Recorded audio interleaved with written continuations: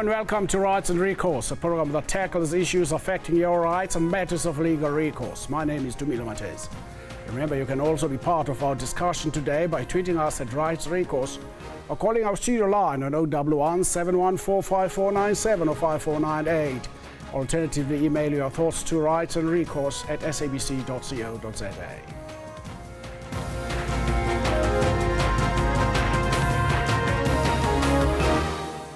The mood to celebrate Africa Month and Africa Day tomorrow has set in among South Africans from all walks of life as they reconnect with the continent and the international community. Delivering his keynote address to mark the occasion in Mamelodi, Yatswani, President Jacob Zuma touched on the importance of African unity and coexistence. And on one of those institutions created to advance the unity of Africans is the Pan-African Parliament, which has just wrapped up its business in Midrand, just outside Johannesburg. Today on Rights and Recourse, we take a look at the significance of the Pan-African Parliament and its role in promoting the values of democracy and unity across the continent. Joining me on today's discussion is Mr. Zwelethwa Madasa from the Pan-African Parliament and Professor Sipho Seape. Gentlemen, good afternoon. Good afternoon. Afternoon. Kenyan President Uhuru Kenyatta also addressed the Pan-African Parliament, and this is what he had to say. This Parliament was set up to ensure that the peoples of Africa were fully involved in the economic development and integration of the continent. The protocol that created this body laid out some very specific objectives, chief among them the need to strengthen continental solidarity and build a sense of common destiny amongst the peoples of Africa. I mention that principle because, quite simply, all our hopes for the future depend on its achievement. Allow me to briefly highlight some of the key milestones of that journey. The process formally began in July. In truth, we have talked for far too long about the need for solidarity, both to seize the opportunities before us and to confront the internal and external forces that hold back our progress. It might be better if, instead of preaching the gospel of solidarity one more time, a brother shares his experience with you for the journey of solidarity and integration in East Africa and what lessons this has taught us. Allow me to briefly highlight some of the key milestones of that journey in East Africa. The process formally began in July of 2000, together with the other 4 current members, namely Tanzania, Rwanda, Uganda, and Burundi. We undertook to establish 4 things: a customs union, a common market, a monetary union, and ultimately a political federation. Well, President Kenyatta there explaining why the African Union was formed. Gentlemen, one of the things, the question I probably want to ask both of you is the African Parliament, the Pan-African Parliament, a parliament that where the continent should mirror the way they should run their parliaments or the way they should advance their democracy? Yeah, I think one must look at what the OAU did before you come to the AU and Pan-African Parliament. OAU was formed to rid the continent of all vestiges of colonialism. And they were saying we're going to speak with one voice and make sure that Africa is actually decolonized or it's actually free. And once that was achieved, the next challenge was to establish a new body that would guide the next phase of this process of emancipation. And if you look at the documents, they talk about peace, democracy, and development, because the issue of development becomes very important.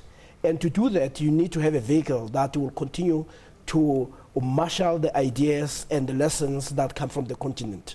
And that's what the Pan-African Parliament is supposed to do, to assist people to think beyond the country's challenges. Because once you are focused in your own, you are unable to talk to your brothers.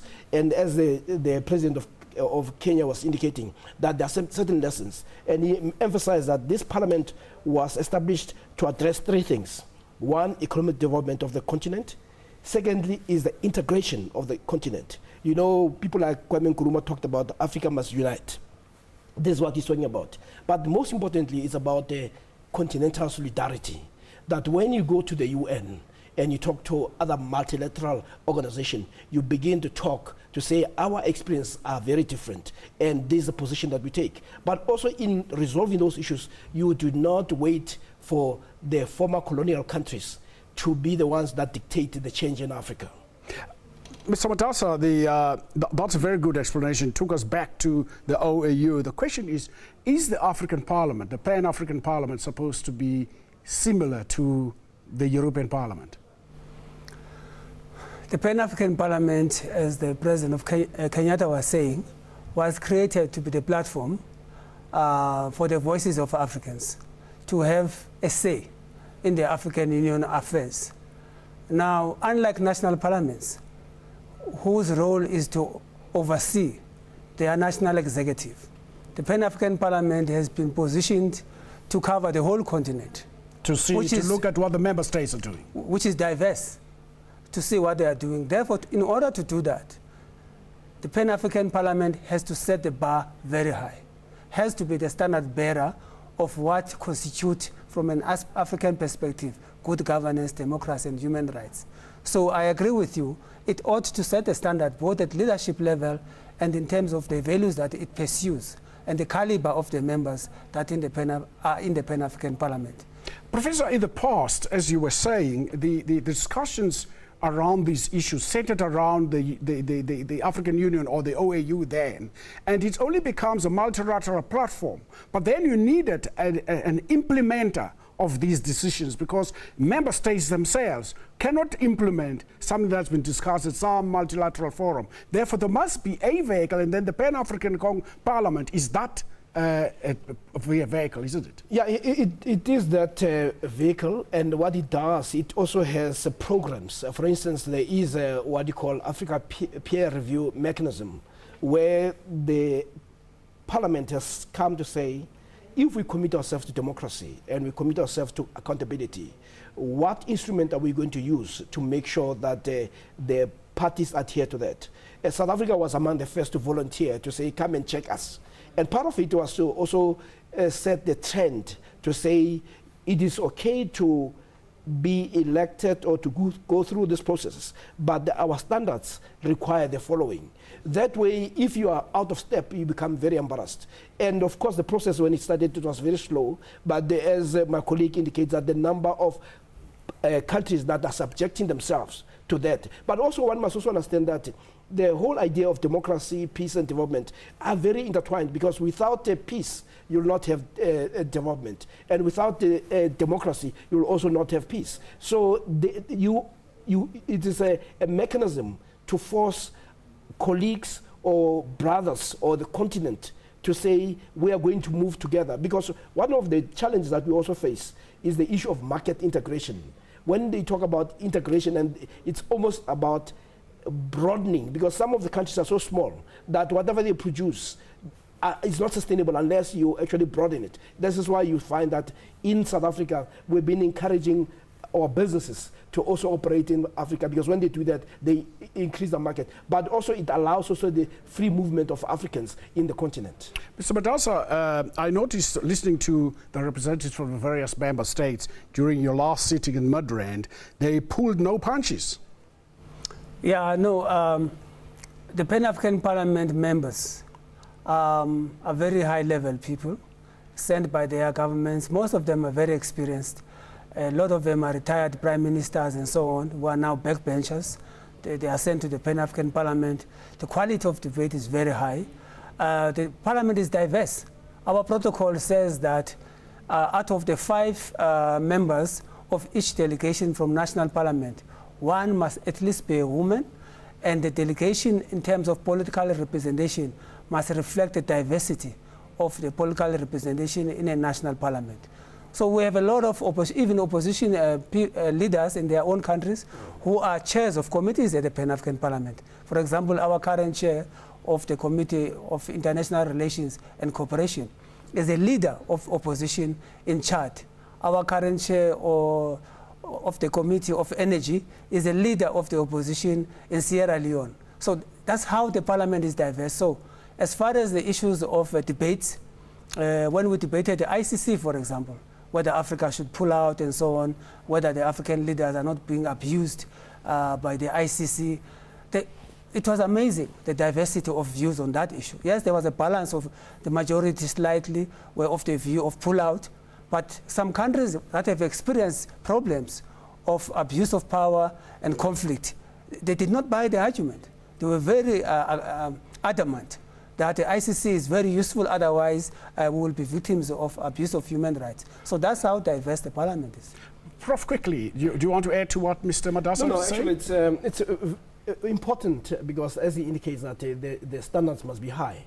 Because once you have heads of state tends also to be inward-looking. They look at themselves and their own interests. So you need a parliament that is going to be able to mitigate or influence and frame issues very differently. So if you have, if it was to be left to only the leadership of a country, that leadership is going to look at things only through a narrow party political perspective of that particular country. So this you could see as a moderating, but also raising the level higher in terms of how we see ourselves. But most importantly, to focus on Africa's development. And that has been also the mission of AU, the whole notion of saying we are not free unless you also have control of your resources. We're also not free until the whole of Africa is free. Yes. Well, if you'd like to join us on today's discussion, please, you can call us on 011 714 5497 or 5498, or tweet us at Rights Recourse, or email us, email your thoughts to rightsrecourse@sabc.co.za. Stay with us.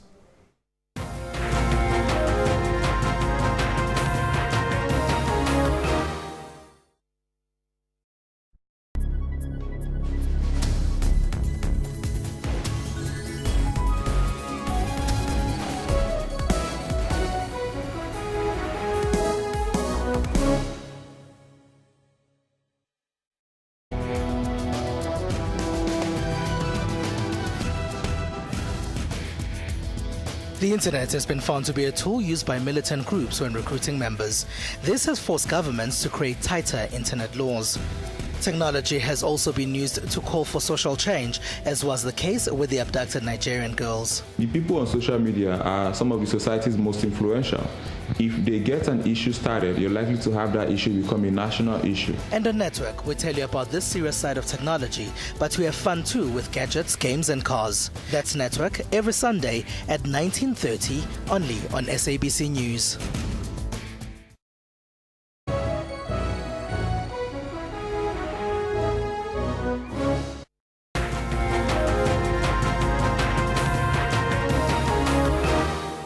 Welcome back to Rights Recourse to continue our discussion on the Pan-African Parliament. Former South African President Thabo Mbeki, also addressed the Pan-African Parliament, raising concerns over the exploitation of the continent's resources. Africa has lost in excess of $1 trillion in illicit financial outflows.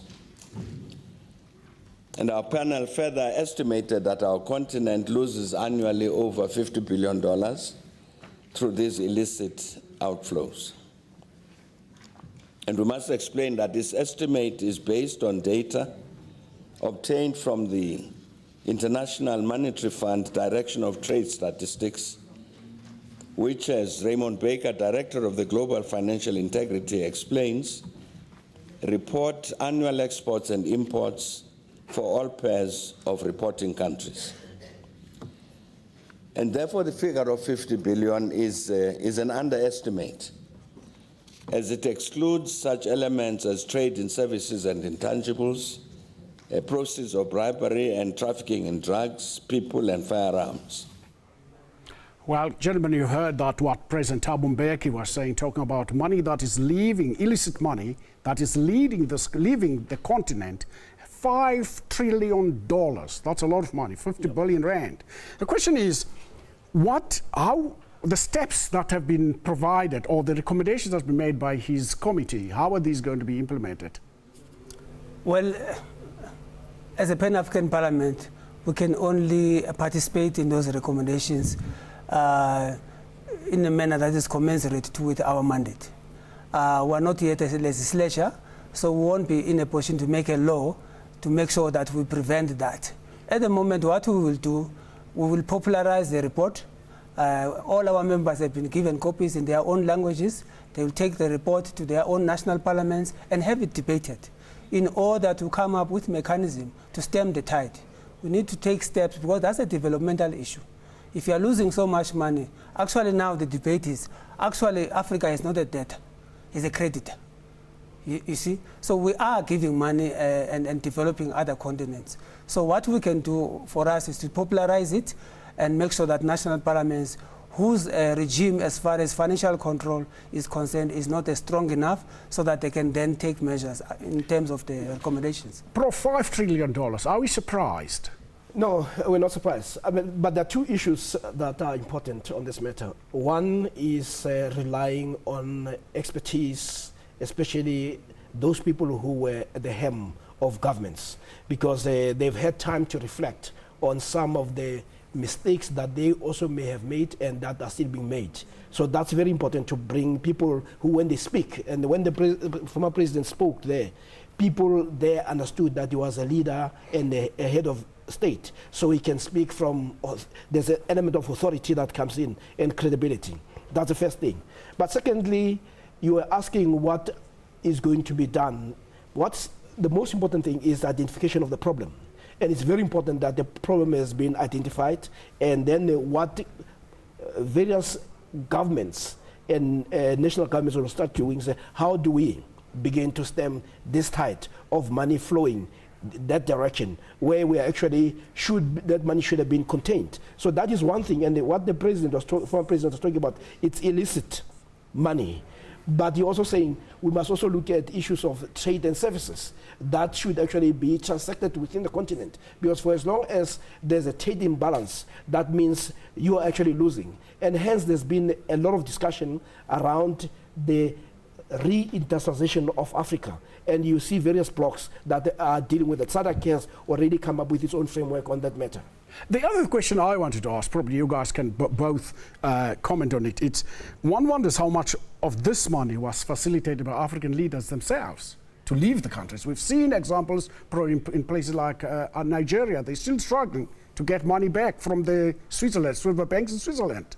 Yeah, well, there's no doubt that whenever there's a flow of money, especially when there's illicit, there are some people who are benefiting. And in this case, those at the helm, they either have a responsibility to stem it, or they can be accused of collusion or being implicated in some way or the other.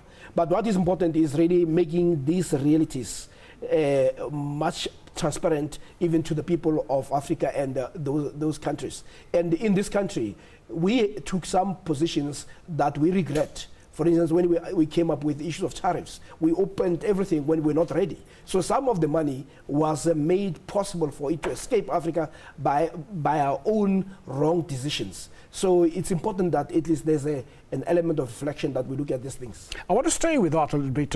Advocate Matasa, you were a member of Parliament, and these issues did come out of Parliament. I remember at some stage Parliament gave an amnesty to people who had taken money out of the country and saying, bring back the money, you won't be penalized. Yes, I remember that. Obviously, it was a pragmatic way of ensuring that the money comes. I mean, you had to weigh the price of not having the money back and probably prosecuting one or two people. So those decisions were taken with a view, and again, as I say, to stem the tide, to make sure that the money comes back.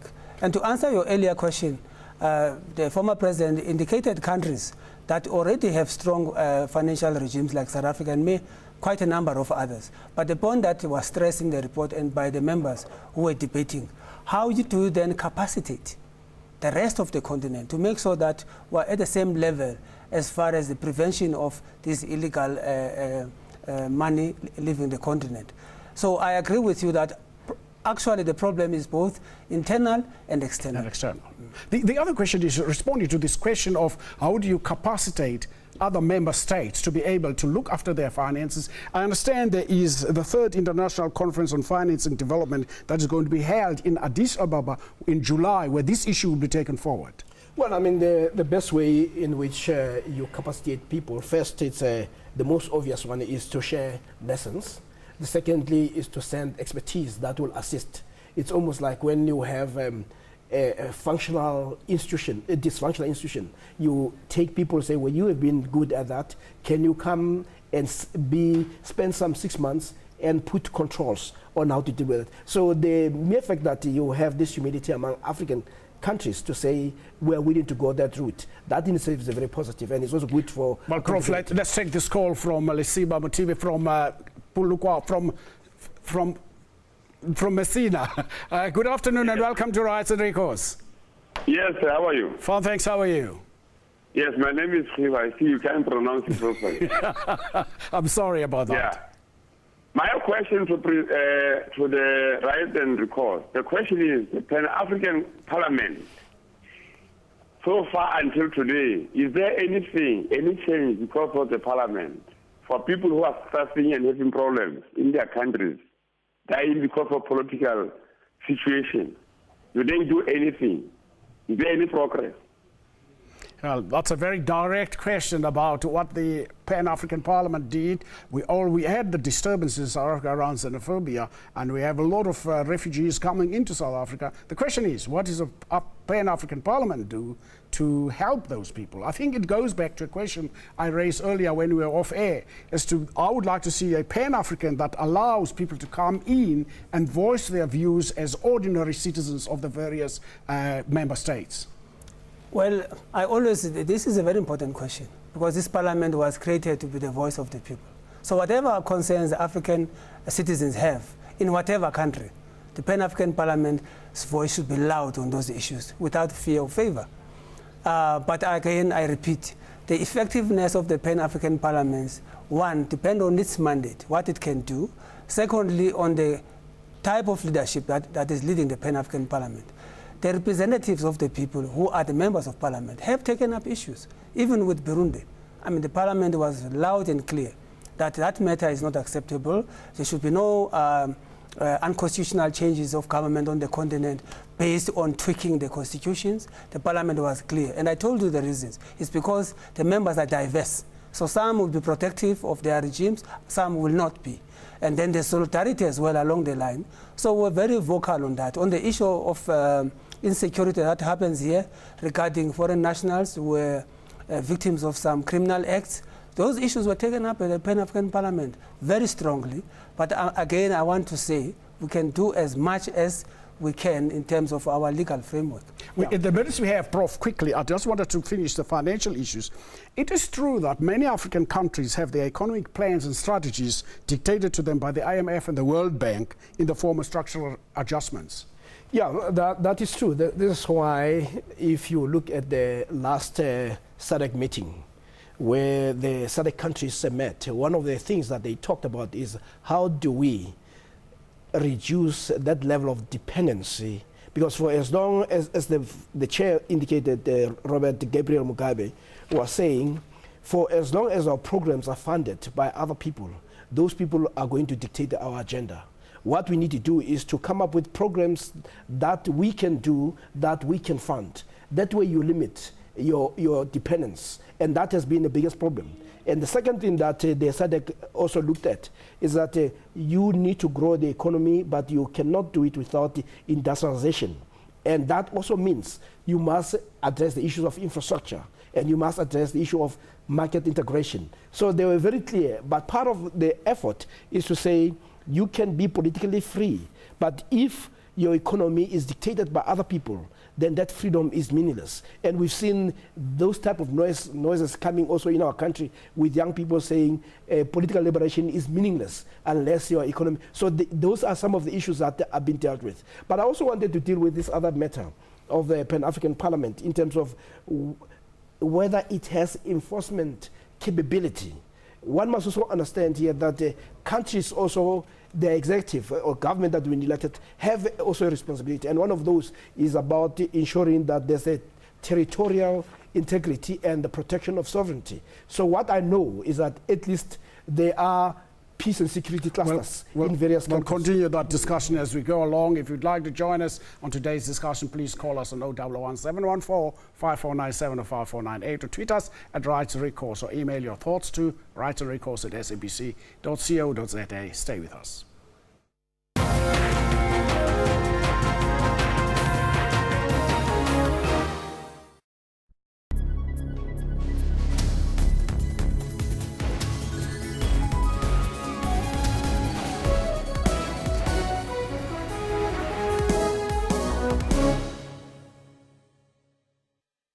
OMG, let me take a selfie. I just love selfies, except of my ex. No, not that ex. The ex on my ballot paper. Because my vote is my secret and for my eyes only. Let me rather take a selfie of my thumb to show I support democracy, and you should too, peeps. Mwah. Zoom into Africa.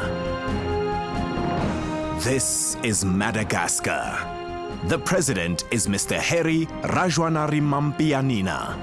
Madagascar got independent from France on 26 June in 1960. The population is more than 21 million people. One of the major languages spoken is French. Monetary unit is Ariari.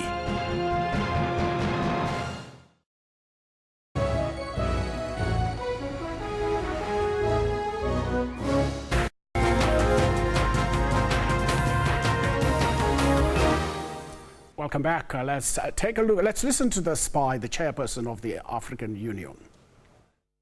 There's a mention of Boko Haram issue here, even though briefly. I wish you had given us more insight as to how far the fight against Boko Haram, which is one of the biggest insurgency facing us in Africa today. If you had talked a bit about the need for cooperation among countries, the need to share more information. As you can tell, in recent months, the successes that have been recorded. Boko Haram clearly is not a Nigerian issue. Yes, you clearly got it right that it's an asymmetric war, and this kind of terrorism is around border regions of nations. And so now you see it has eaten into Niger, it's eaten into Cameroon, it's eaten into Chad, which is maybe awoken the governments of these states to come together and share information. And I need not tell you how much successes in the last few weeks have been recorded. Happily, Honorable Usman alluded to it, even as recent as yesterday, heads of governments of the ECOWAS got together to re-emphasize the need for cooperation and sharing of intelligence. The issue of xenophobic attacks in South Africa. I know that the foreign minister, when he spoke, had made allusions to this. I know that MPs here have mentioned it. But we cannot overemphasize the need to condemn these xenophobic attacks. As I was coming in this morning, my mission here, the Nigerian mission, was briefing me that xenophobic attacks continue up till this moment. Well, welcome back. Just apologize. We'll have the chairperson of the AU later in our program. Gentlemen, we are all aware that ending wars and armed conflict, which the representative from Nigeria was talking about, is one of the key conditions for ensuring people's participation on the continent. The millions of refugees, displaced persons are those with the least opportunities to participate in determination of their own future. Yeah, well, first of all, what we are learning is that any societal crisis in a country would invariably affect the rest of the continent. And it will be foolhardy for all of us to say you have Boko Haram in Nigeria and it's a Nigerian problem. Because no sooner you've got Al-Shabaab exactly, in Somalia. You start having all that. So making these problems visible and their root causes, it's very important if we are to deal with the notion of bringing about peace. This is why one of the challenges facing AU is really how do you make sure that there's peace in the continent and there's stability. So that's the first thing, that they make the problems visible so that you can come up with solution. But don't ever for 1 minute think that it's a country-contained problem, because most of these are socio-economic challenges. The representative from Nigeria, Mr. Badaza, spoke about a transversal problem, this problem of Boko Haram, or problem of terrorism. But this issue was discussed at length at the Parliament last week. Yes, the issue was debated at length. I think where the frustration is, as far as Pan-African Parliament is concerned, the African Union has adequate mechanisms put in place on paper to deal with all these issues. Standby force, those issues were approved long ago, how they will operate, contribution of troops, even on emergency situations. But there is no action. So now what we are doing, we are reacting to conflict situations that could have been prevented. And the issue there is the resources. When you have a standby force for SADC, who's going to finance all those troops coming together and the training and so on? So that's why that decision on alternative sources of funding has been critical, which now the African Union is working on.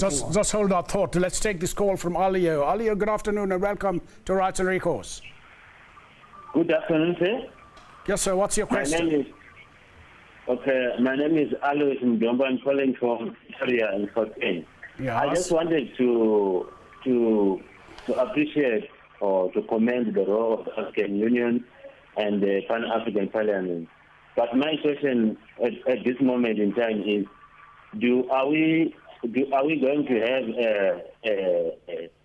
maybe an army or something like that enforces the rules which the rules and regulations which Pan-Africanism is postulating, or the African Union is putting forward?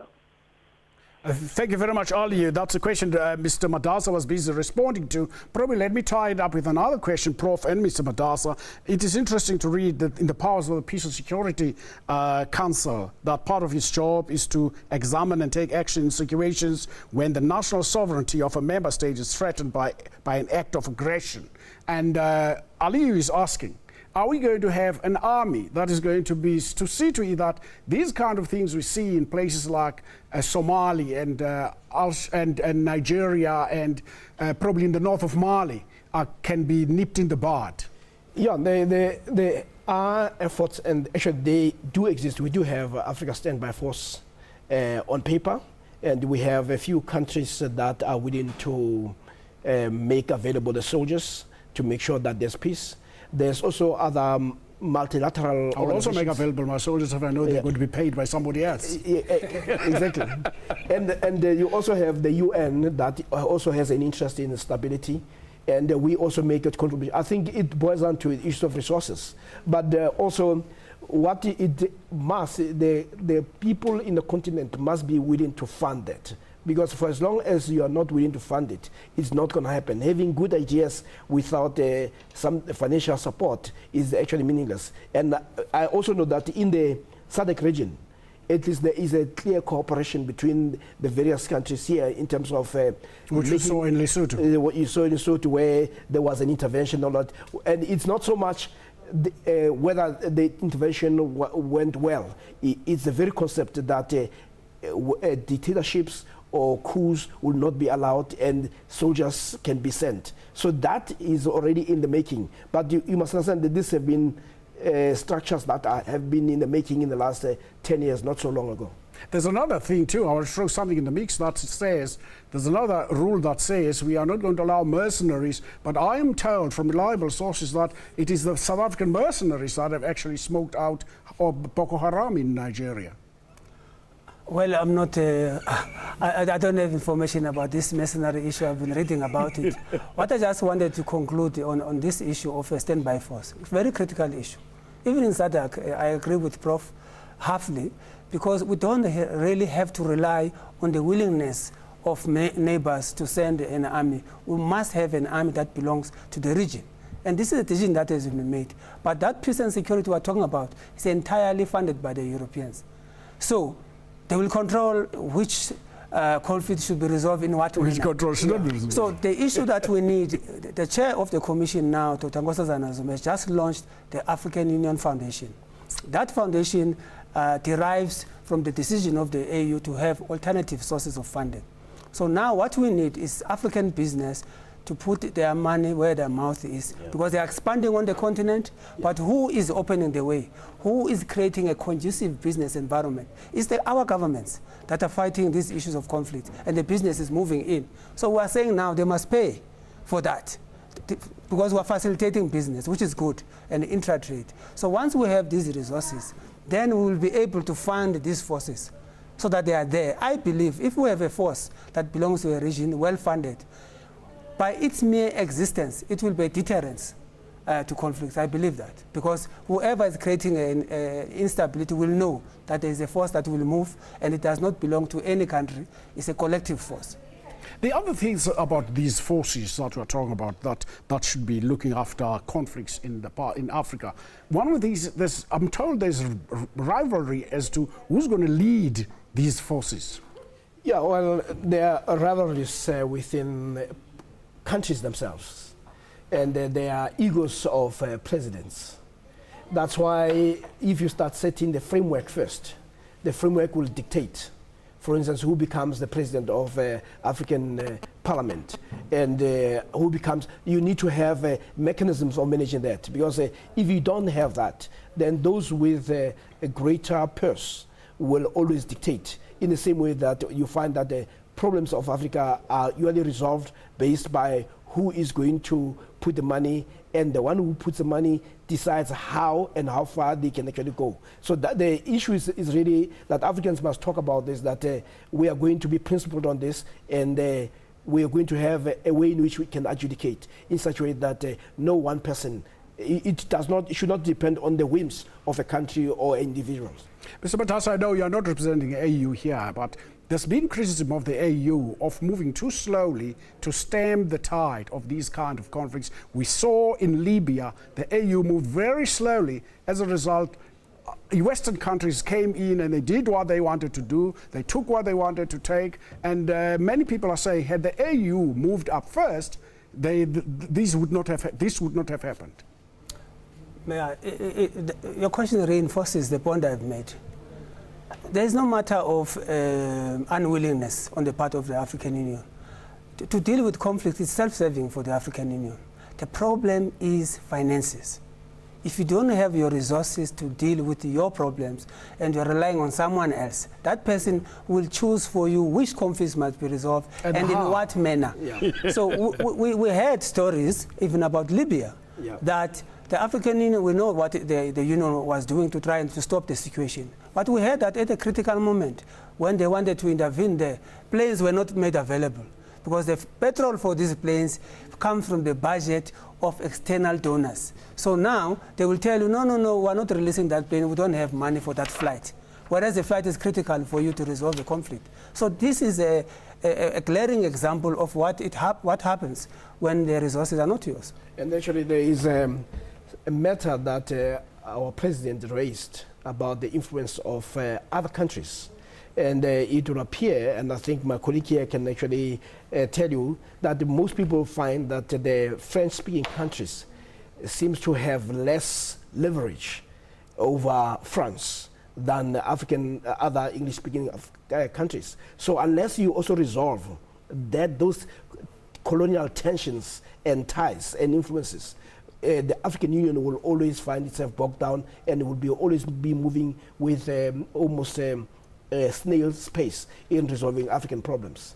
There's been this discussion. Many people, I think the President of Kenya, Uhuru Kenyatta, referred to this, that the boundaries, and many people talk about this, African boundaries who have been made by man, were decided upon by colonialists. Earlier we spoke about the Berlin Conference of 1884.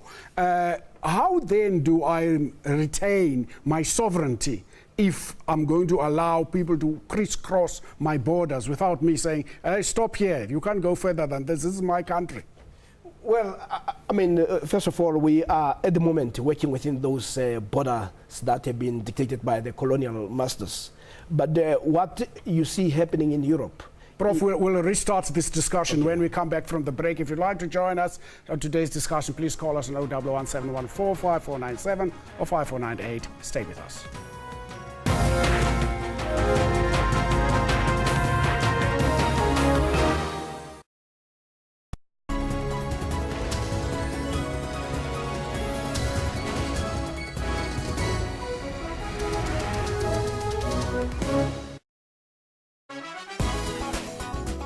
one of the things that I want people to do when they come to the exhibit is to see what an incredible work the Migration series is.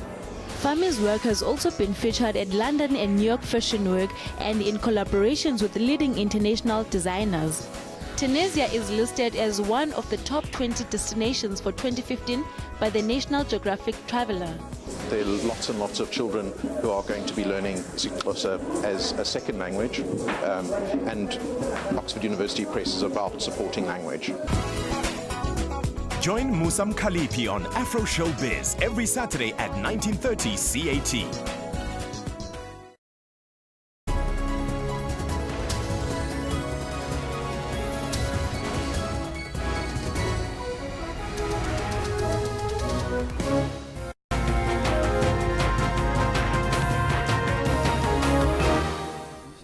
Welcome back. AU Chairperson Nkosazana Dlamini-Zuma challenged the youth on the continent to also play their part.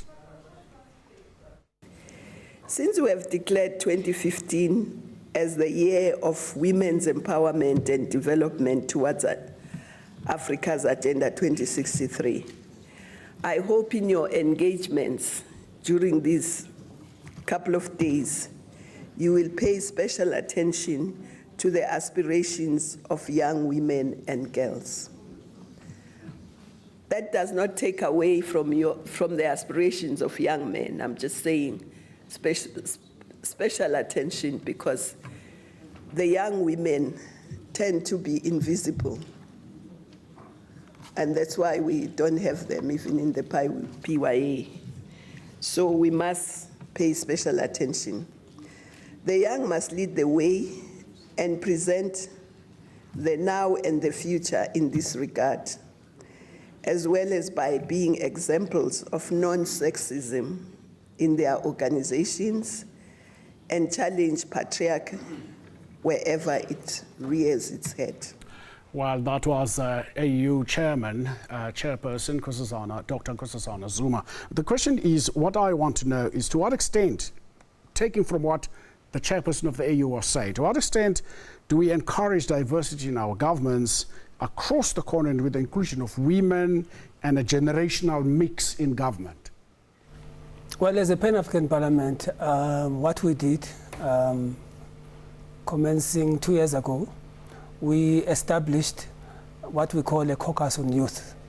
And this caucus, which is led by relatively young MPs, is to facilitate the involvement of young people in their formations in the processes of the African Union through the Pan-African Parliament. We've also launched a cooperation between us and the Pan-African Youth Council, which is another formation of the youth. We work with that Pan-African Youth Union. We have a committee and a caucus on gender. So we are doing a lot to make sure that the young people are involved in driving the process of the African Union. I have to say, as Dr. Zuma said, that change, especially political change, cannot happen if it's not driven by young people. And the logic is simple. The young people have no vested interest. They don't have properties and investment and the relationship, the collusions with multinationals. They're not involved in all those things. They have aspirations. So once they identify that various institutions and the way politics are managed are an obstruction to their aspiration, they will deal with the situation. So she was making the point that even past the revolutionaries in Africa, they were young people at the time they took up the issues. So it's critical that we facilitate the youth to be agents of change. And the Pan-African Parliament were very committed to that. Yeah. Well, I think most importantly, we must lead by example. If young people see Parliament peopled by older people, you are sending a message that it is not I like us. the use of the word people. Exactly. Yeah. So you need to have a representation. Just like when we talk about women empowerment, we want to make sure that there's a representation of women, because then they can actually relate to the issues that are being discussed. So that's the first one. But the second one is when we talk about the continent, I think in this country we have actually failed because we have not raised sufficiently the idea of African consciousness. And that you do by what is actually read. And if you are to look at most of the books read in South Africa, you'll find that there's a dismal failure to prescribe books written by African scholars, even by South African scholars and politicians. And as a result, young people do not relate themselves positively in their own history. In that every time you think about an African, it's always horror stories. But once you start seeing yourself in history, not as an object of history, but as a subject of history, somebody who makes history, you actually invite young people to participate. You know, one of the things that Mandela talked about was how he was influenced by stories that are told about older people. And he says, I also want to play in that game. The fireside tales. Exactly. Mr. Matasa, the other question I have in mind, talking about these women, we are still to find a solution to the girls in Nigeria who have been taken into that forest. Yeah, from what I understand, they have not been reached. I think there's more renewed hope now, given the pace of that the army there and the combined regional armies have been able now to deal with Boko Haram. I expect that probably sooner or later we'll hear news about that. We remain hopeful, but the lesson there, as that honorable member from Nigeria was stressing, and I think Professor also next to me was stressing, these are not national issues. Instability and insecurity this day and age on the continent is a collective continental problem. So even that issue there has to be dealt with by everybody. The national community is okay as far as they assist on our terms, of course, and use their experience. So I think that given a collective approach now to the issue of Boko Haram, there should be progress. I understand many politicians in Africa do not listen to the views of the youth. The youth are always cast aside and cast as troublemakers. Is that the case? Well, at least in our country, I can say positively that's not the case because the youth keeps us running and keeps the politicians running. And so I think their concerns are... But I do think that the continent is also a youthful continent. So there is no way that you can avoid the young people. But what is most important is the guidance that comes with those who have traversed the path to say, how do we begin to build? And as my colleague indicates, that exploit the aspirations and make sure that you're responding to those aspirations. And you'll find that those aspirations are not any different from the aspirations that the Mandelas had when they were young, the aspirations that the Nyereras had when they were young. It is all about economic independence, political liberation, and economic liberation. Well, if you'd like to join our discussion today, you can call us on 011 714 5497 or 5498 or tweet us at Rise Recourse. You can email your thoughts to rightsandrecourse@sabc.co.za. Stay with us.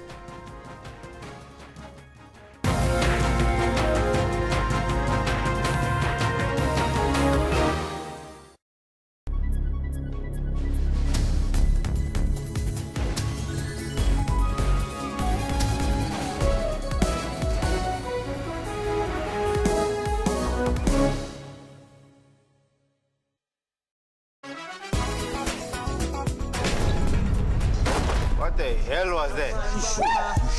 They call themselves Ambition and they're taking Josie by storm. Ambition is the best room Zanzi's ever seen. It's about time that people like us now come out, and it's not even about me saying I'm the best of anything, but it's about time that artists like myself come out in a trained environment to give the people the quality they deserve. I'm trying to get that cash, I'm trying to get that cash with a punchline. I'm trying to get that cash, I'm trying to get that cash. Join Musam Khalipi on Afro Showbiz every Saturday at 19:30 CAT.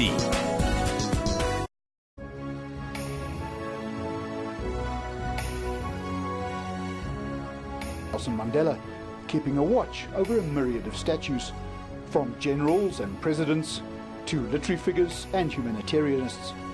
More recently, those who fought for freedom. So there's no need to destroy. If at the end of the day, the statue has to be removed from where it is, it would be removed. President Jacob Zuma and his counterparts will witness the signing of a number of bilateral trade and investment agreements. Campaigns to eradicate racial discrimination and hostility succeeded. The nation now rallies behind President Paul Kagame. Catch all news locally and internationally. Tune into SABC, your #1 news channel. News at 8 from Monday to Sunday.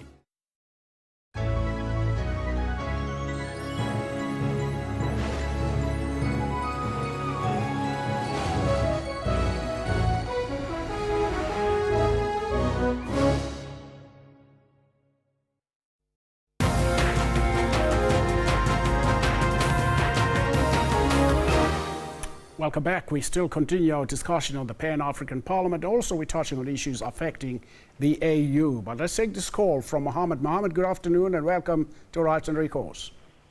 Yes, good afternoon. Thank you very much. I joined just now to the program.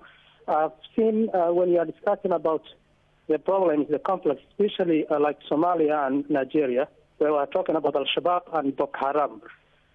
You already touched getting troops to fight. But we actually need to have a prevention and better understanding of the root cause of those elements. And for Somalia, Al-Shabaab was just the fruit of former Islamic courts, and that was caused by the invasion of Ethiopian troops in Somalia in 2006. Then when Islamic courts, which was more moderate Islamic, were driven out by the Ethiopian troops, then Al-Shabaab was born, and that was the problem. And then we have to understand the conflict between Ethiopia and Somalia. There is an Ogaden region. So if we do not deal with the problem, then we cannot, and the root cause, we cannot actually achieve anything. So we need Africa to be more open and critical about the conflict instead of just having troops. Thank you very much. Them to those countries. Thank you very much, Mohammed. I think Mohammed is giving us a topic for another day, which we need to sit down and discuss and see what are the real conflicts. But going back to the Nigerian issue, the Boko Haram issue, that corner of Nigeria, the northeastern corner of Nigeria, is the least developed of all of Nigeria, and that's one of the problems that causes the conflicts. Yeah, my short answer really, even to that input, is what we are saying. Research on the ground, the facts on the ground indicate that underdevelopment, low levels of education, bad governance as it relates to management of resources and management of politics is a direct result of young people being susceptible to recruitments of that nature. They're being exploited because they have nothing else to do. So the issue is, as a continent and the individual countries, we need to improve on the inclusive management, political inclusiveness. We need to have shared resources. The governance in this space is very important. Education. Within the country, a lot of countries, education will be certain parts, other parts are not well educated because there are tribal issues there, there are religious issues. So we need an inclusive society in Africa. In that way, I believe will prevent a lot of these problems. Prof, the last discussion, let's send our discussion to the kind of things Mr. Madasa was raising here. One of them is the outbreak of the Ebola virus or whatever. One of the questions many people are asking was, what are African governments doing in budgetary prioritization? How do they prioritize their budgets? Yeah, well, I think a society that is highly democratic will always be dictated by the citizens in terms of what are the things that should be on the table. And this is why the elections are so important, because they allow a party to go to the people to say, these are the things that we think you're suffering from, these are things that we think you are worried about, and then people respond. That's one thing that is good about elections that are regular, because it's about the governments being in touch with the people. But you should remember that democracy is not only about elections every 5 years. No, but it's a good, that's why the issue of democratic institutions being very strong. In this country, we have Chapter 9 institutions. We have also the independent judiciary. You also have the robust media.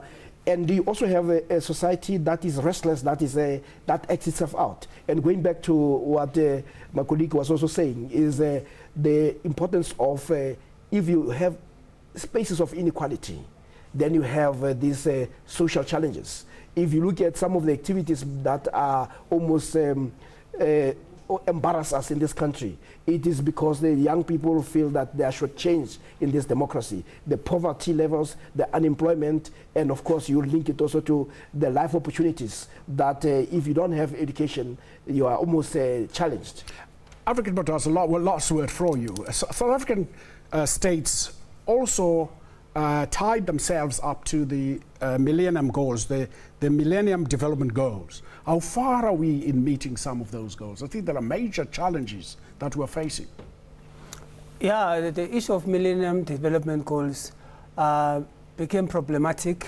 Of course, internally it was not our member states putting sufficient mechanisms to address socio-economic problems, and therefore governance lagging behind. But the other issue that has been the main issue was who decided what are the priorities for the developing countries. Yeah. Because the people themselves ought to indicate what are their challenges. You cannot tell me what my challenges are.